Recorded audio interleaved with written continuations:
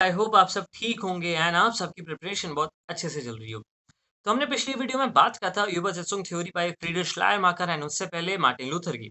तो आज भी हम बात करेंगे यूबरसित्सुंग थ्योरी की, वो भी काथरीना राइस। तो काथरीना राइस अपनी यूबरसित्सुंग थ्योरी में ये कहती है कि जब भी एक ट्रांसलेटर एक टेक्स्ट को ट्रांसलेट करता है तो इसका एक स्वैक होता है, उसका मतलब एक टारगेट होता है, एक गोल होता है। अब तो इसीलिए उन्होंने ना, मैं एग्जांपल भी आपको समझ आ जाएँगे, उसी जब मैं आपको बताऊँगा आगे। तो इसलिए कैथरीना राइस ने एक ट्रांसलेशन जो टेक्स्ट है ना, उसको 3 जो टेक्स्ट को 3 पार्ट में डिवाइड करा। किसको? 3 पार्ट में डिवाइड करा टेक्स्ट को। First is informative text. अब इन्फॉर्मेटिव टेक्स्ट में वो ये कहती हैं, मतलब पहले उन्होंने क्या बोला कि एक टेक्स्ट का एक गोल होता है, एक टारगेट होता है कि मतलब उसने क्या प्रोवाइड करना है आगे, क्या प्रोवाइड करना है, ये अभी इन्फॉर्मेटिव टेक्स्ट बताऊँगा तो आपको समझ आ जाएगा। तो इन्फॉर्मेटिव टेक्स्ट में वो ये कहते हैं कि सपोज़ एक इंस्ट्रक्शन बुक है, एक फ्रिज की या कोई भी आपने न्यू आइटम लिया एक्स वाई ज़ेड, उसकी एक इंस्ट्रक्शन बुक है, एक मैनुअल बुक है। अब मैनुअल बुक में क्या-क्या लिखा है कि हाउ टू यूज़ इट, ठीक है? इससे क्या-क्या हो सकता है, मतलब अगर सही से यूज़ ना करो तो इसके एडवांटेजेस लिखे होते हैं, या इससे किस-किस से नुकसान पहुँचेगा, मतलब इसे सनलाइट में नहीं रखो। मतलब बहुत सारी चीज़ें, इसकी प्रोसीजरल लिखा होता है काइंड ऑफ, ठीक है? तो अब इंस्ट्रक्शन बुक क्या पहुँचा रही है किसी को? Instructions, right? किसी को क्या पहुँचा रही है? नॉलेज। ठीक है?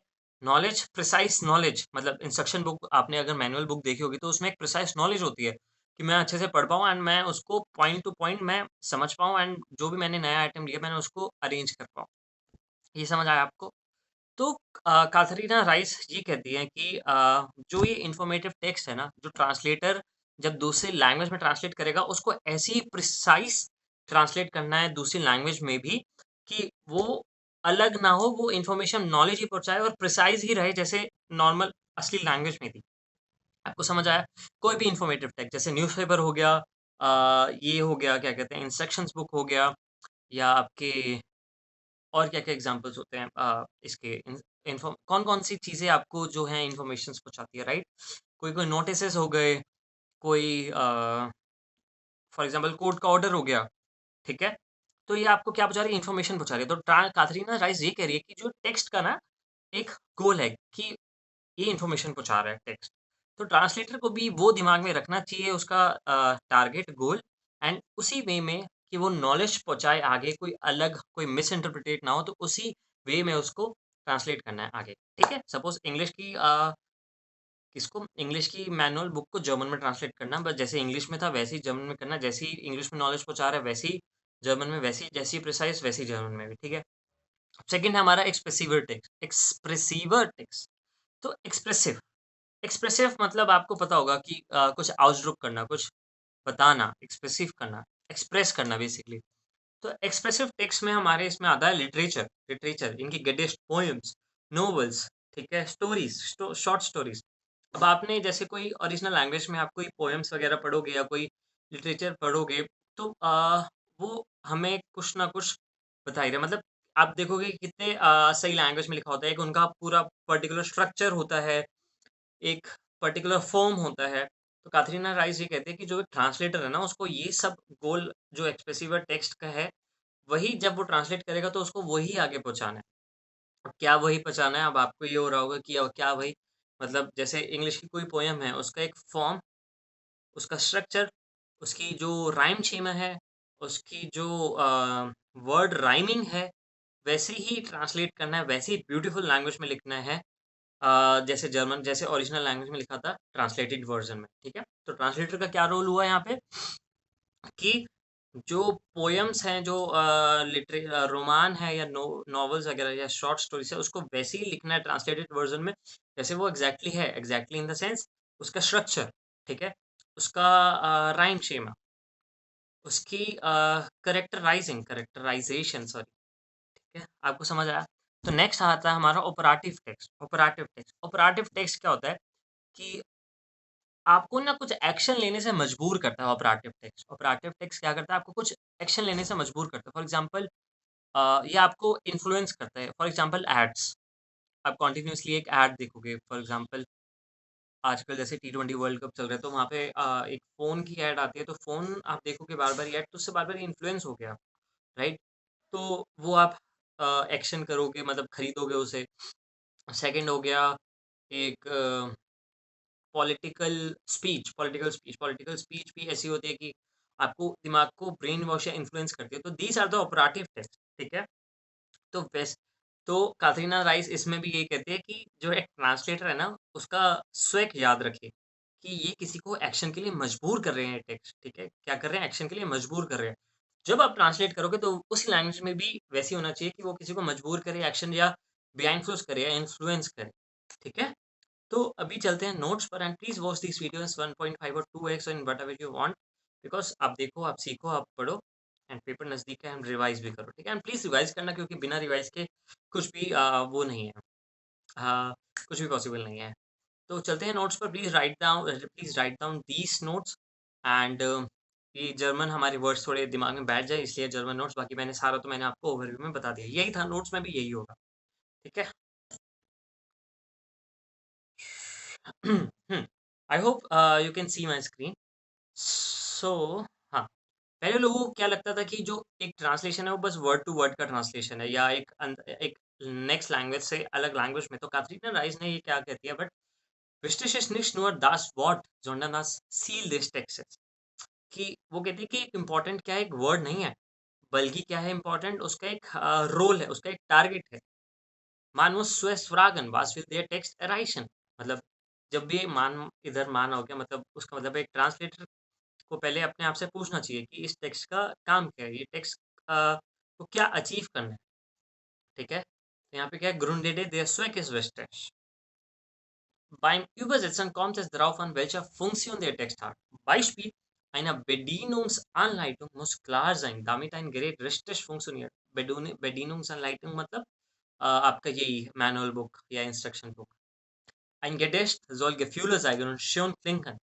एक ये एक्सप्रेसिव टेक्स्ट का एग्जांपल हो गया ना, कि एक जो पोयम है वो वैसे ही, मतलब जैसे ओरिजिनल में आप पढ़ो कितना फील आएगी, ठीक है? कितना ऑथर से कनेक्ट हो पाओगे। जब आप कोई-कोई क्या होते हैं, कोई-कोई पोयम में वैसे ट्रांसलेट करते हैं कि हमें फील नहीं आ पाती, ऑथर से हम कनेक्ट नहीं कर पाते। तो काथरीना राइस ये कह रही है कि जब आप ट्रांसलेट करो तो वैसे ही फील ट्रांसलेटेड वर्जन से वो ले पाए, रीडर्स ले पाए, ठीक है? तो फर्स्ट आते हैं डिस्क्रिप्टिव टेक्स्ट पे। Inhalts betonter Text, मतलब Inhalts betonter जो कंटेंट को बताए। Zum Beispiel Nachrichten, Sagbücher, Bedienungsanleitung। Ziel: Die Informationen müssen korrekt sein. Wir übersetzen klar, sachlich। Hier ist die Information am wichtigsten।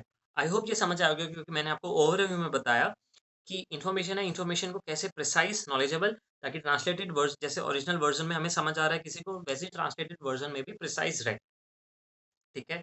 Second ist expressiver Text, ja formbetonter Text, zum Beispiel Romane, Gedichte, literarischer Text।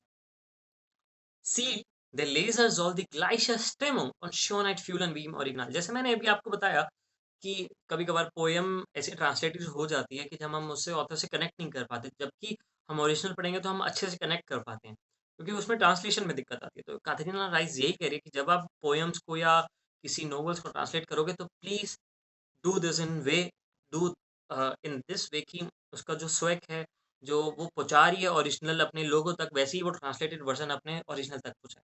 वैसे ही shown height अपने translated version में रहे।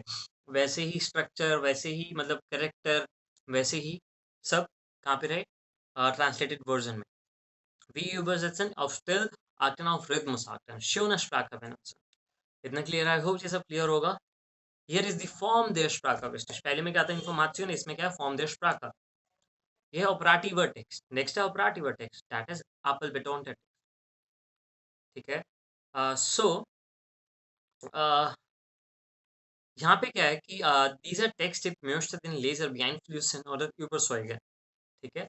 जो ये क्या था कि इस टेक्स्ट के बारे में कि ऐसा टेक्स्ट जो आपको beeinfluss करे या मतलब आपको चढ़ाए कि हाँ पे कुछ एक्शंस के लिए मजबूर करे। Wichtig ist, der Leser soll etwas tun, Ziel des Textes, ठीक है? Ziel des Textes। ये टेक्स्ट एक बारी मेरे मैम ने दिया था, तो इसलिए यहाँ पे आप कंफ्यूज मत होना कि यहाँ पे आइंफा कैलकुलेट क्यों लिखा हुआ है, ठीक है? ये टेक्स्ट एक बारी मेरे मैम ने दिया था, तो तभी यहाँ पे तब का ही मैंने वहाँ से कॉपी करा है, तो मैं इसलिए आपको समझा रहा हूँ। तो der Leser soll etwas tun, ठीक है? Wichtig ist, der Leser soll Ziel des Textes, der Text will, dass der Leser etwas kauft, etwas glaubt, etwas wählt, seiner Meinung ändert।